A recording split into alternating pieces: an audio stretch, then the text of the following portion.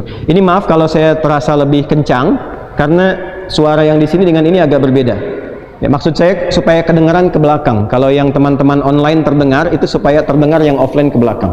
Ya. Jadi bukan karena semangat membara, bukan. Ya.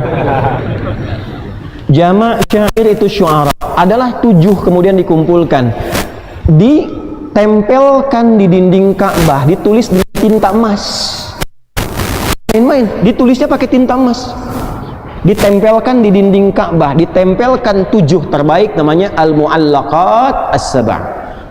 Kalau belajar sastra pasti paham nih. Al-Mu'allaqat As-Sab'. Pemimpinnya yang paling viral namanya Imra'il Qais. Imra'il Qais. Gelarnya Amirus Syu'ara, pemimpin para musisi. Gitu. Jelas? Amirus Syu'ara.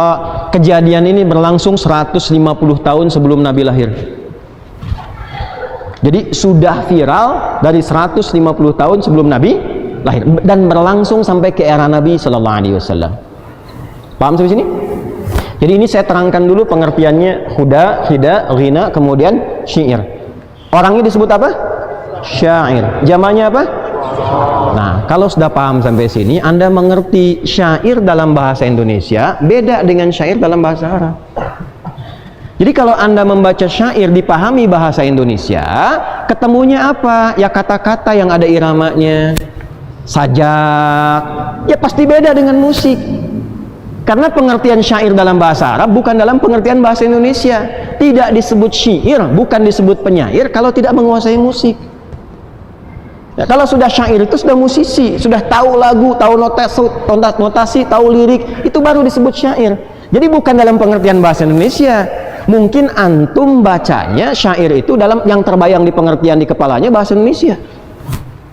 Ya, jadi disitulah disimpulkan beda syair dengan musik. Ya kalau bahasa Indonesia emang beda, pasti beda.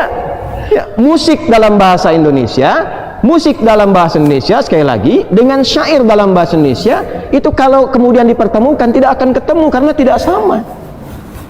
Ya, yang syair ini hanya kata-kata, Anda bikin sajak, bikin puisi, disebut syair. Ada penyair, W.S. Rendra misalnya, ya, Pak Taufik Ismail misalnya, itu penyair.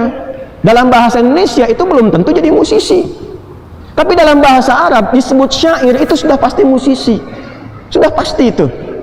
Nah, artinya bukan saya yang tidak paham. Mungkin yang sana ya menjawabnya begini, yang di sana melihatnya berbeda, gitu aja. Itu aja. Ya, kan tidak boleh kita menjelekkan orang. Ya, menyudutkan orang, menjatuhkan orang itu tidak boleh. Kita itu umat Nabi yang dilatih berprasangka baik. Karena di sana melihatnya dalam persepsi bahasa Indonesia, maka tidak ketemu. Jadi kalau ada yang mengatakan dari dulu orang Arab sampai sekarang misalnya, ya kata syair itu jelas maknanya, ya jelas tidak ada kaitan dengan musik, ini menandakan mungkin cara pandangnya berbeda, informasinya belum masuk. Belum masuk, nanti saya buka di akhir. Ya, saya buka pelan-pelan di akhir. Tapi di sini, maaf Bapak Ibu sekalian, saya juga belajar bahasa Indonesia.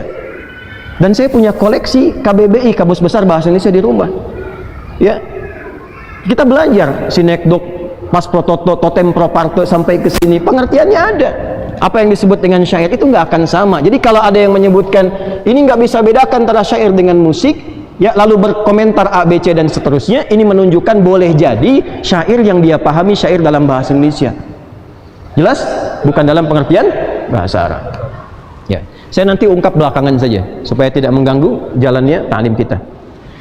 Kalau ini sudah pakai alat, liriknya, notasinya, iramanya diiringi dengan alat, itu berubah menjadi azaf namanya. Ini ilmu nih. Alatnya disebut ma'azif. Ma'azif dari tunggalnya mi'zafah, jamaknya ma'azif. Kenapa dijamakan ma'azif? Karena ada 3 jenis alat yang digunakan mengiringi lirik, mengiringi lagu dan notasi. Apa 3 ini? 1 yang menggunakan tiupan, nai, seperti seruling, nai. Ya, bapak nai, bapak seruling. Ya. Ada yang menggunakan petikan, dua, dipetik. Itu ud namanya. Bukan ud yang minyak wangi. Yang petikan. Pernah lihat yang petikan klasik dari Arab yang senarnya cuma 3 atau 2 itu? Nah, itulah ud. Ya. Kemudian dikembangkan menjadi autar atau diserap ke dalam bahasa kita gitar, dari bahasa Inggris gitar. Ya, jelas? Ini yang petikan. Lalu selanjutnya ada yang ditabuh, dipukul. Nah, ini yang viral, yang banyak digunakan. Ya, kalau yang ini biasanya tidak banyak, ya, didapatkan dari wilayah-wilayah Persia dan seterusnya. Kalau di lingkup Arab yang masa jahiliyah sampai ke era Nabi, yang paling banyak itu ini yang ketiga. Walaupun ini ada, ini dikomentari, yang ketiga itu lebih banyak. Yang dipukul, ditabuh. Namanya duf atau dufuf. Ya, jamaknya dufuf. Nah, dufuf inilah yang disebut rabbana. Dufuf ini yang disebut rabbana. Jadi rabbana itu bukan qasidah. Kalau qasidah itu lagunya, liriknya, iramanya, notasinya itu qasidah. Gabungan dari 7 bait, ya, 7 bait syair. Kalau alatnya disebut dengan dufuf. Kalau kendang, sekarang kan ada rampak kendang macam-macam dan sebagainya. Itu zaman dulu sudah ada, namanya tobel. Toblun. Po, ba, lam. Ya, paham? Jadi alat-alat ini disebut apa namanya? Ma'azif. Jelas? Kalau orang bernyanyi, berlagu, berdendang menggunakan alat-alat ini, walaupun yang dilagukan itu lirik-lirik syair, dia tidak disebut syair, disebutnya azif. Nih. Jelas apa disebutnya? Azif. Kalau diperdengarkan, orang mendengar konser lah kalau istilah sekarang, dikonserkan, diperdengarkan, diundang, kemudian dibayar dan sebagainya, maka ketika diperdengarkan itu disebut dengan sama namanya. Nih. Sama. Jelas? Nih, 1 2 3 4 5. Ini asalnya. Paham sampai sini? Nah, inilah yang kelak kemudian hari, Bapak Ibu sekalian, dalam definisi orang sekarang nggak kenal ghina itu apa. Taunya ghani, kaya. Pagoni, orang kaya, tapi tagoni, nyanyian. Benar kan? Loh, orang nggak kenal dengan hida. Orang nggak kenal dengan azaf, nggak kenal. Taunya apa? Musik. Nah, kadang-kadang bahasa Arab diserap ke dalam bahasa Indonesia itu tidak harus selalu sama maknanya. Ya, bisa jadi bisa berubah, bisa berbeda. Ya, misal kita ambil beberapa banyak bahasa yang ditarik ke dalam bahasa Indonesia. Bahkan ke bahasa daerah. Bahkan ke dalam bahasa daerah. Majlis apa namanya? Hah? Majlis itu forum. Ya. Coba majlis umum MPR diartikan sidang tuh. Sidang majlis. Majlis itu asalnya tempat duduk, gitu. Dari kata jalasa, tempatnya majlis, tempat untuk duduk. Ya, tidak harus tempat untuk bersidang. Majlis Jumat yang mulia, gitu kan? Ya, majlis itu dalam bahasa Indonesia tidak sama dengan bahasa Arab. Kalau majlis Jumat, forum Jumatan, padahal asal kata majlis itu tempat duduk. Syair ini itu produk musik dengan 5 syarat tadi. Ketika ditarik ke dalam bahasa Indonesia, maknanya berubah untuk membedakan dengan istilah sudah ada di tempat itu supaya tidak sama. Maka berubahlah syair menjadi istilah-istilah yang berbeda dari asalnya dalam bahasa Arab. Paham sampai sini? Di mana ditemukan itu? Nih saya bawa kitabnya, ini tebal sekali nih. Namanya Al-Musiqa wal Ghina fi Mizanil Islam. Musik, nah, dan lagu dalam timbangan Islam. Ini pengarangnya, kalau teman-teman lihat, Abdullah bin Mustad Al-Hajiz. Ini 500, kurang lebih 500 halaman, segini tebalnya. Dijelaskan asal usul ini. Semua diuraikan dari awal sampai akhirnya. Jadi ini bukan karangan pribadi, semua ini ada kitabnya. Dan ini merubah lagi kepada kitab-kitab lain, dikumpulkan jadi setebal ini. Ya. Nah, kita belum ketemu nih sampai ke hukum. Setelah paham ini, 5 urutan ini, maka pola ini menyebar di masyarakat Hijaz pada masa itu. Kalau masuk Hijaz itu sudah masuk masyarakat Mekahnya terutama. Sudah? Nanti ada Mekah, ada Madinah dan seterusnya. Nah, di masyarakat Mekah pada khususnya wilayah itu mereka sudah punya 6 sampai 7 kebiasaan sebelum ini datang. Ya, sudah punya 6 sampai 7 kebiasaan. Dan kebiasaan ini kebiasaan buruk. Makanya dikenal dengan jahlun, orangnya jahilun, digabungkan jahiliyah. 1, mabuk. Ya. 1 apa? Mabuk. Paling prematur di zaman itu mabuknya 5 kali sehari. Pemula itu, Pak. Pemula 5 kali sehari. Ya. Mabuk lagi, nah itu mabuk lagi terus, mabuk lagi sampai 5 kali. Itu pemula. Ya. 2, pezina. Ya. Jadi ada orang yang bahkan kalau sehari nggak zina pusing. Zina itu, ya, khatam zina. Lebih dahsyat. Jadi kalau ada tetangga suami kumpul, ya, kongko duduk ngobrol. Saya nggak enak sama istri saya juga bosan. Malam tukeran yuk, ayo katanya. Itu malam bisa tukeran. Dan itu ada babnya, bahkan di fikih ada. Itu yang nanti dikecam, itu yang turun ayat-ayat tentang larangan zina. 2. Yang ketiga, nah ini problem. Suka nuduh, suka menjatuhkan, suka menyerang. Haja namanya. Haja. Nah, ini sumber peperangan nanti. Yang keempat, melahirkan keberanian untuk berperang, hamasah. Yang kelima, menjadi profesi untuk meratapi orang ketika meninggal. Jadi ada profesi ahli ratap. Jadi kalau misalnya ada yang meninggal, diundang nih yang profesi ini untuk meratapi aja, itu dibayar, Pak. Makanya nanti ada larangan dari Nabi jangan meratapi orang meninggal, karena itu ada kebiasaan jahiliyah. Jadi bayar orang untuk nangis aja, gitu ya. Nggak tahu sekarang ada apa enggak deh itu. Buat nangisin aja, nangis, dan gitu pulang dapat uang ketawa lagi. Yang keenam, nah ini biasanya di lingkungan pejabat zaman jahiliyah ya, jangan dipotong nih. Itu dibayar untuk muji-muji. Ya untuk muji aja, muji ya, ABS asal Bapak senang gitu. Jadi ketika muji dapat uang, itu madah namanya. Madah. Nah, saya turunkan ke 6 ini, saya tuliskan. Bismillah. Ini saya hapus bagian sini ya. Ini materi penting sekali nih, saking pentingnya susah dihapus nih. Sini aja ke bawah. Tolong kamera yang ini difokuskan supaya kelihatan ke atas. 1, yang mabuk-mabuk namanya khamar, buat mabuknya. 2, untuk yang zina, selingkuh, menggoda dan sebagainya disebut ghazal. Yang 3, untuk menuduh, menyudutkan ya dan semacamnya itu disebut haja. Kemudian yang selanjutnya untuk dibawa ke suasana semangat berperang dan seterusnya disebut hamasah. Yang selanjutnya untuk meratap-ratap disebut ratha atau ritha. Bisa dengan 2 harakat, rathaun atau rithaun. Yang terakhir disebut dengan madah.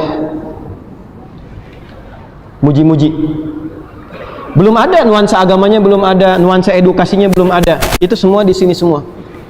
Nah, ketika syair itu masuk, lagunya masuk, sudah ada notasi viral di masyarakat itu, menyatulah dengan 6 karakter ini.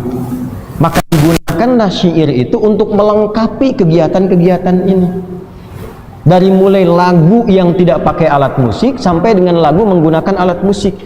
Jadi supaya lebih masuk dan jadi kalangan elit. Kapan disebut elit orang jahiliyah? Kalau mabuk, kalau mabuknya ada lagunya, mabuknya ada syairnya, kadang disertai alat musik. Nah, syair-syair yang dilekatkan pada aktivitas mabuk disebut khamriyat namanya. Apa namanya? Khamriyat. Misal saya bacakan yang paling viral. Kalau Anda belajar nanti di jurusan sastra Arab, nanti pas masuk bab syair, pendalaman syair, itu ada syair yang sangat populer tentang khamr ini. Syairnya Farazdak.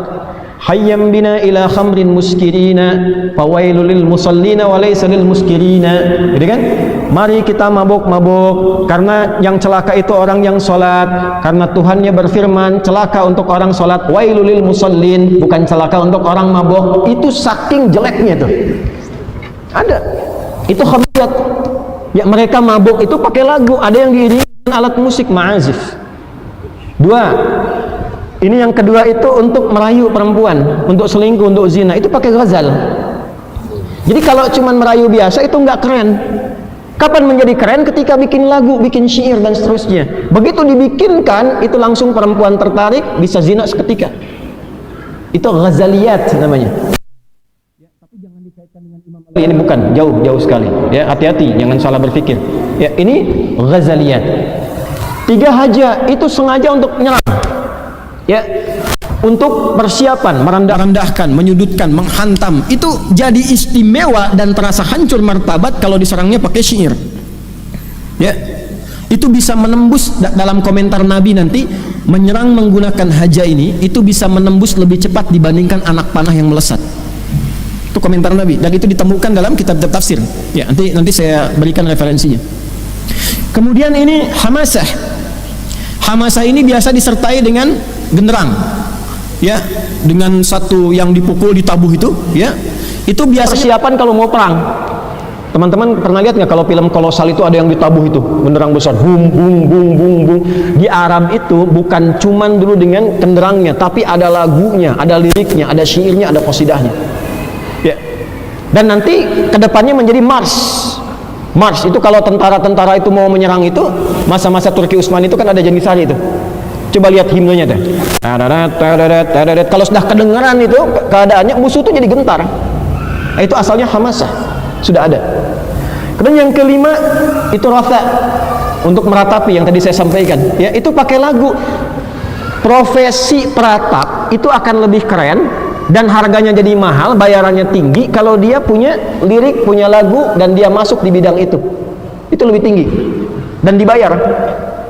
Yang terakhir madah, untuk muji-muji. Nah, itulah masuk ke lingkup masyarakat jahiliyah, sehingga ketika dipakai oleh mereka kata-katanya tidak bermanfaat dan kadang mereka bahkan kumpul. Ini poinnya, ketika Nabi diutus berdakwah menjadi Rasul, bahkan sebagian profesi mereka itu digunakan untuk menghantam Al-Quran dan menghantam Nabi.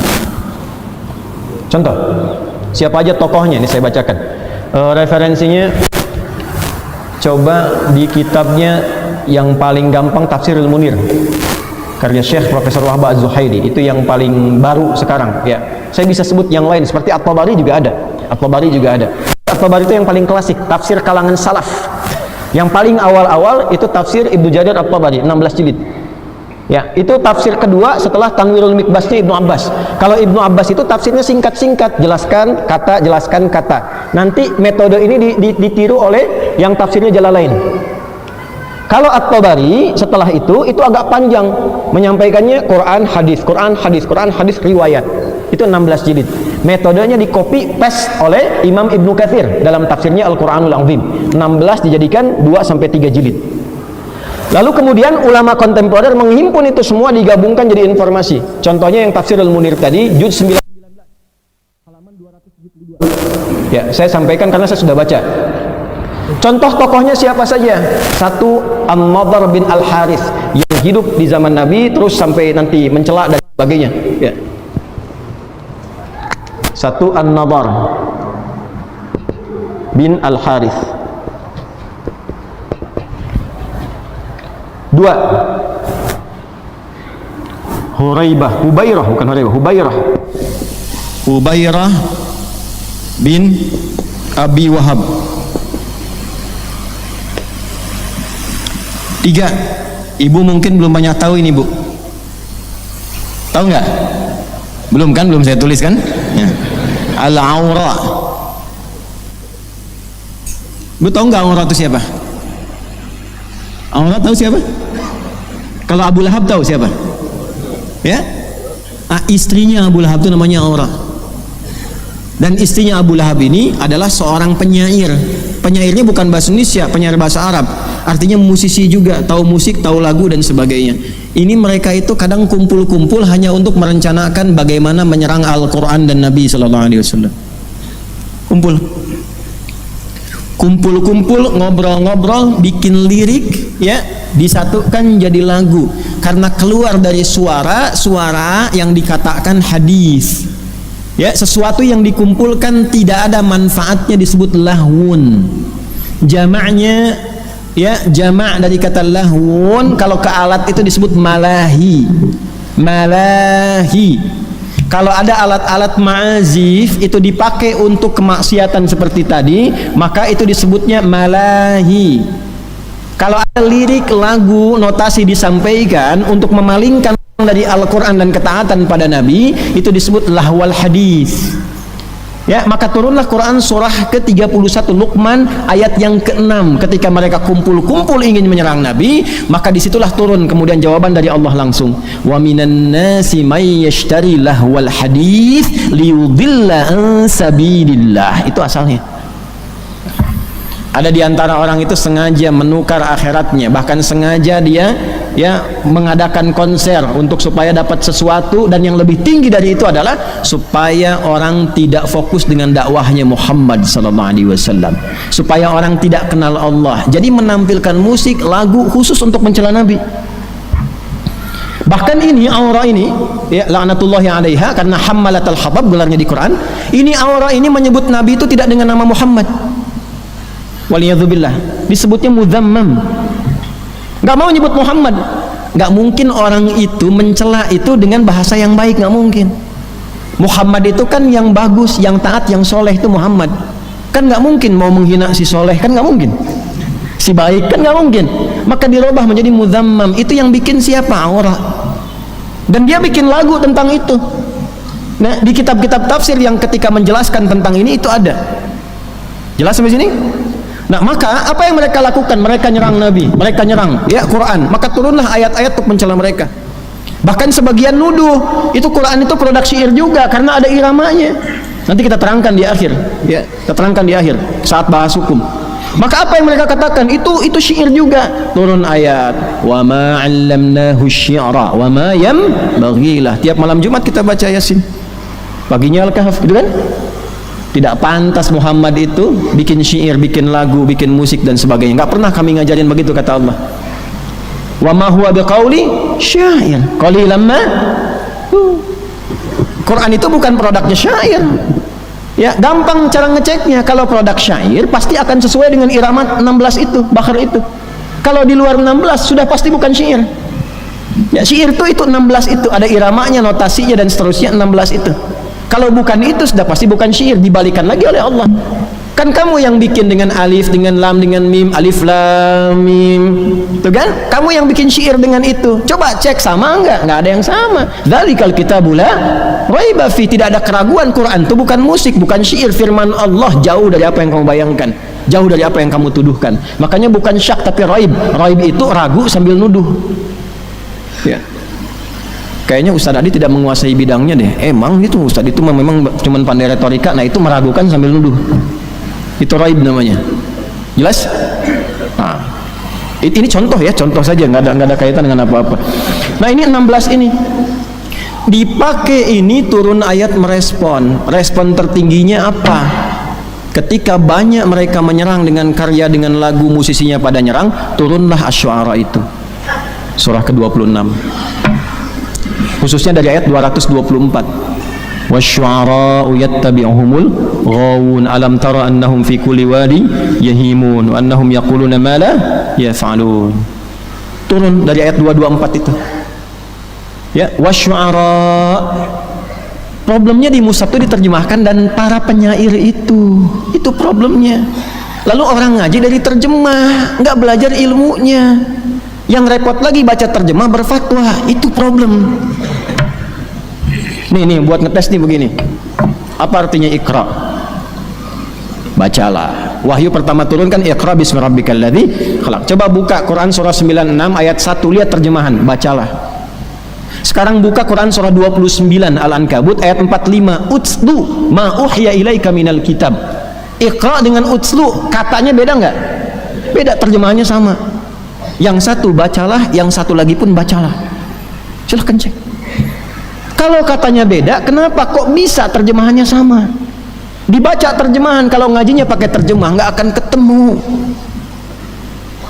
Iqra, utslu itu beda. Kalau iqra dari qiraah, qara'a yaqra'u qira'atan iqra. Asal katanya membaca tanpa menuntut memahami, yang penting baca. Mau paham mau tidak silahkan. Ini Budi, ini bapak Budi, ini ibu Budi, ini tetangga Budi, itu temannya Budi. Ya, yang penting bisa baca. Perkara anak kenal Budi atau tidak, siapa tetangganya, itu urusan lain. Nah, itu iqra namanya. Kalau sudah tilawah, utslu itu artinya baca dan pahami yang dibaca itu. Amalkan setelah paham itu. Ketika awal ayat turun wahyunya pakai iqra, kenapa bukan utslu? Karena Nabi itu jangankan bisa paham, baca aja nggak bisa. Maka kata para ulama, li ta'kidi ummiyati Muhammad sallallahu alaihi wasallam, untuk menguatkan sifat umminya Nabi Muhammad yang jangankan paham, baca pun tak bisa. Kalau ayatnya utslu, salah ayatnya. Ya, Allah nggak mungkin salah, maka turunnya iqra. Setelah banyak bacaannya diikuti, dipahamkan, diajarin sholat, maka turunnya utslu, pakai tilawah, diajarin Nabi jangan cuman baca tapi pahami yang dibaca. Ini maksudnya kenapa begini, diajarkan ke sahabat. Makanya Abu Bakar ketika takbir baca Allahu Akbar, saking pahamnya itu sampai bergetar, haru, nangis, baru takbir karena pakai tilawah. Nah, umumnya sekarang baru pakai qiraah, takbir nangis juga karena tahu imamnya Ustadz Zaki panjang nih bacaannya. Nah, ngajinya kayak begitu. Contoh lain, Al-Baqarah pembuka, Alif Lam Mim. Lanjut, Dzalikal kitabul la hudalil, buka mushaf. Dzalikal kitab itu diterjemahannya kitab ini. Kitab ini, Pak. Yang belajar nahwu aja yang paling standar tahu dzalika terjemahannya apa? Itu. Kalau ini hadza, kok bisa kitab ini?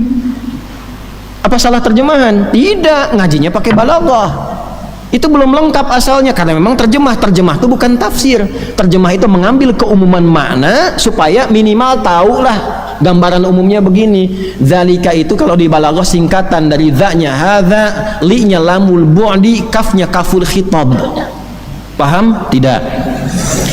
Hadza artinya ini, li lamul bu'di jauh, ka kaful khitab kamu. Saat Quran diturunkan mereka menuduh Nabi, ini produknya Muhammad, ini karyanya Muhammad, ini produk budaya, ini produk syair. Jawaban dari Allah turun, dzalikal kitab, kitab ini li jauh, ka dari apa yang kamu bayangkan. Bukan seperti yang kamu pikirkan, bukan seperti yang kamu tuduhkan. Kalau tidak punya hujah, nggak punya ilmu, jangan nuduh, kata Allah. Makanya pakai raib, bukan pakai syak. Syak itu ragu saja, nggak ada tuduhnya, 50-50. Kalau sudah nuduh dan ragu pakai raib, la raiba fi, sudah nggak punya hujah, nuduh, itu raib. Orang sekarang tidak tahu raib, taunya apa? Syak saja, maka ditambah sangka, nuduh sambil nyangka, maka syak plus nyangka jadi syak wasangka. Tuh, pernah dengar itu? Nah, itulah ngaji, itulah ngaji. Jadi kalau kita lihat Asy-Syu'ara diterjemahkan, di terjemahan penyair, yang terbayang ilmunya ilmu bahasa Indonesia. Terjemahannya ya penyair, tapi orang yang belajar itu ngerti. Oh, penyair itu orang yang tahu syair, syair itu ada lagunya, notasinya dan seterusnya. Nah, itu gambarannya. Maka tidak salah kalau diterjemahkan musisi dalam bahasa kekinian supaya orang paham. Tidak pernah para ulama sampai sekarang menyebutkan itu surat musik. Ya, memang nggak akan pernah, Joni. Ya. Karena ulama dulu tuh sudah paham, ya syu'ara, penyair, ya pemusik. Untuk apa lagi dijelaskan? Karena mereka paham. Yang belum paham tuh kita. Makanya saya pahamkan. Begitu, Cepi. Cepi itu cepat pikirkan, bukan orang. Cepat pikirkan. Nah, kita ngajinya pakai ilmu. Jadi kalau sudah paham, mengerti seperti itu, jelas paham. Ya, mengapa ini muncul seperti ini syair begini dan sebagainya? Ya tadi melihatnya persepsi berbeda. Karena ternyata yang motong video saya itu bukan dari pelajaran, yang belajarnya itu dari latar belakang agama. Itu alumni teknik industri. Ini saya punya skripsinya. Alumni UII masuk di UII. Ya, kemudian 27 Februari 2007 itu sidang skripsi. Ini jurusan teknik industri, masih ada nih tugas akhirnya di saya. Tulis catatannya. Lalu pulang ke daerahnya, saya nggak usah sebut, jadi PNS. Itu di PNS, ayahnya kan juga suka ngajar, suka berkhutbah, ikut-ikut khutbah dan sebagainya. Lalu umrah 2010 pulang, dapat tugas belajar ke Saudi. Ya, di King Saud University. Nah, di King Saud ini bukan jurusan agama, engineering juga. Jadi nggak semua yang ke Saudi misalnya, atau yang ke UAE atau ke Libya misalnya saja belajar agama, belum tentu. Ya, teman saya dulu ada, ya alumni pertama pesantren saya itu ke Saudi, di kampus yang sama jurusannya pertanian dan perkebunan. Pulang ke Garut, ke daerahnya ke Garut, diminta ngajar tafsir, cerita ke saya. Maka saya jelaskannya tafsir kurma Ustadz, katanya. Tapi ngambil kitab ya kan, karena masyarakat nggak bisa taunya bahasa Arab, jelaskan tafsir kurma kan dekat ke Nabi gitu. Ya diambil kitabnya pakai bahasa Arab, penjelasannya teknik berkebun, kan jadi masalah gitu. Ya kan ini problemnya.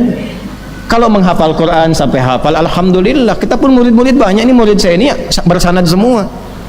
Maaf Bapak Ibu sekalian, murid kami yang khusus yang belajar itu belajar hadis pun pakai sanad. Nggak bisa begini, innamal a'malu binniyat, nggak bisa. Dari siapa terima, kitab mana, dari siapa sampai ke Nabi. Itu belajarnya. Nah sekarang kita menyampaikan ini, kemudian disoal yang nyoal kita alumni teknik industri, kan nggak nyambung. Nah, ini kan problem. Tapi kan jadi ustad. Nah itulah hasilnya gitu. Ini masalah. Saya tuh membahas bukan karena ini siapa, kasihan masyarakat tuh, terutama yang hijrah, pengen belajar, ketemunya yang begini, kan jadi masalah gitu. Bagi saya nggak ngaruh. Saya tuh tidak terlalu, maaf ya, tidak terlalu berkepentingan. Anda mau datang mau tidak nggak ada masalah. Ada orang nggak ada masalah. Ada satu orang yang ngaji cuma anak saya, alhamdulillah nggak ada masalah. Ya, antum kalaupun mau ngaji dengan siapapun silakan. Kan saya sering rekomendasikan ngaji dengan si fulan, di Al-Azhar ada siapa aja, ikuti. Jangan lihat siapa, ambil kalau baiknya ada, ambil, mendekatkan pada Allah, pada Rasul, ambil. Kalau tidak sepakat jangan mencela. Ini pun jangan dicela. Nggak boleh begitu. Dan saya tidak tersinggung kok, nggak apa-apa. Ya, kan hisabnya di hadapan Allah nanti saat kembali. Ada yang menyebut Adi Hidayat dicoret mukanya Yahudi. Wah, ini Ruwaibidah dan sebagainya. Nggak apa-apa. Nanti saat kembali pada Allah masing-masing dibuktikan. Ya, biasa saja. Justru kita itu kalau dicela itu berarti sesuai fitrah. Fitrahnya kan begitu, pasti dicela kan? Allah dicela, malaikat dicela, Rasul dicela, ulama dicela. Adi Hidayat itu siapa gitu? Masa nggak mau dicela? Ya kan? Paham nggak sampai situ? Nah, jadi tapi kita tidak boleh mencela. Antum pun jangan mencela. Nggak boleh. Ya, jangan menjatuhkan orang, nggak boleh. Ustadz itu jangan dicela. Mungkin ada kelebihannya, ada baiknya, ada segmennya yang bisa belajar dekat dengan Allah di situ. Itu yang terbaik, itu begitu. Paham sampai sini? Saya pernah mengatakan kalau Anda belajar dengan saya dan ilmunya hanya digunakan mencela orang lain, saya tidak mengakui Anda sebagai murid. Betapapun orang itu mencela saya, biarkan saja. Nanti saat kembali pada Allah ada hisabnya masing-masing. Ya, saya bukan pengagum hukum positif dalam arti begini, jangan dipotong lagi nih. Pasti. Dalam arti sedikit-sedikit perkara akan, tidak, bukan. Kecuali kalau udah masalah Quran, masalah Allah, masalah Rasul, baru saya turun. Kalau cuma Adi Hidayat ngapain? Itu kan kalau hukum positif kena semua tuh. Ya kan?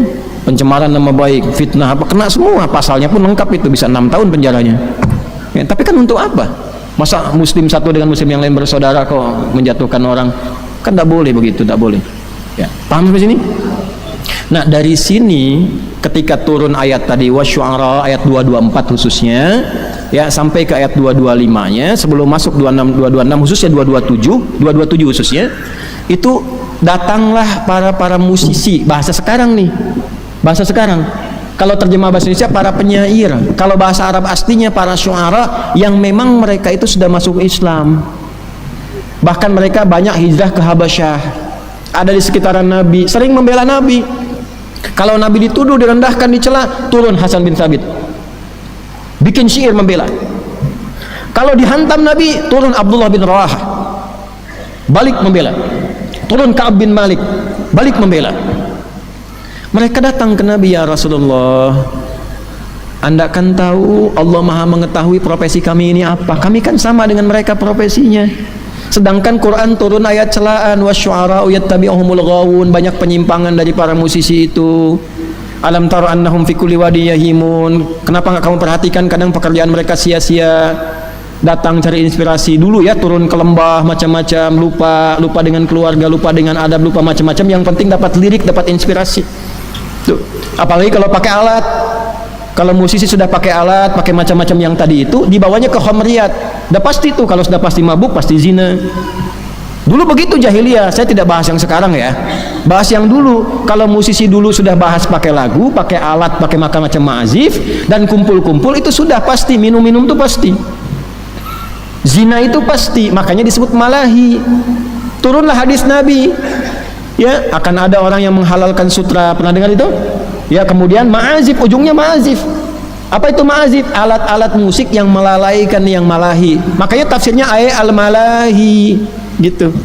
Ditafsirkan ke situ, itu gabungan, satu konteks, satu gabungan. Ya. Harir itu kan diharamkan, laki-laki nggak boleh pakai sutra, gitu kan? Kemudian ma'azif, kok bisa digabungkan ke situ? Zina kan jelas haram, itu dosa besar. Zina itu dosa besar.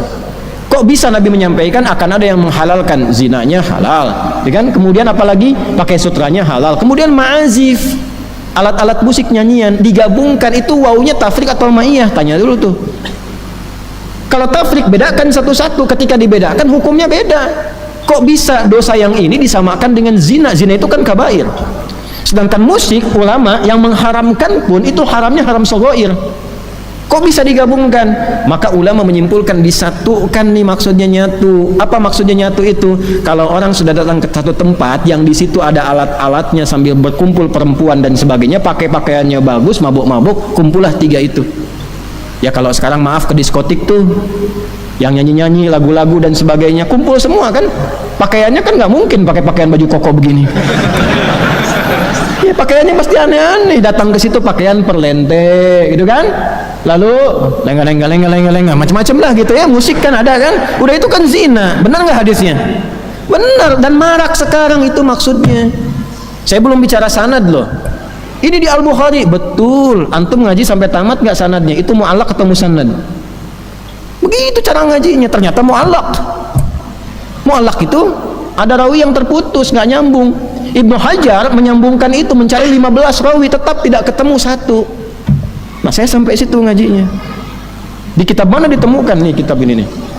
Fiqhul ghina wal musiqa fi dhawil Quran was sunnah. Fikih lagu dan musik dalam timbangan Quran dan sunnah, lengkap di sini disampaikan. Cuma mau baca nggak? 222 halaman lebih sampai dalilnya. Nah maka ketika situasi ini ada, Nabi mengatakan haram, ini haram. Yang tadi sahabat-sahabat Nabi itu ngeluh, gimana kami statusnya ya Rasulullah? Muncullah ayat 227, illal ladzina amanu, kecuali para musisi yang beriman. Musisi itu bahasa sekarang yang saya sampaikan. Kecuali yang beriman, beramal soleh, wa dzakarullah, ingat Allah, wantasara min ba'di ma dzulimu, menolong agama dan sebagainya. Itu dibenarkan oleh Quran yang bilang Allah, bukan Adi Hidayat. Gitu. Maka di copy paste jadi nasyid-nasyid. Wantasoro itu siapa di antara mereka? Yang hamasah, yang membela Nabi dalam parade perang, ada defile itu. Defile itu ada lagunya, ada iramanya, ada himne. Lagu kebangsaan itu, siapa yang berani bilang lagu kebangsaan bid'ah haram itu? Ayo coba. Coba bisa nggak berfatwa? Indonesia Raya haram hukumnya. Ayo bicara coba. Berani nggak? Konsisten dong.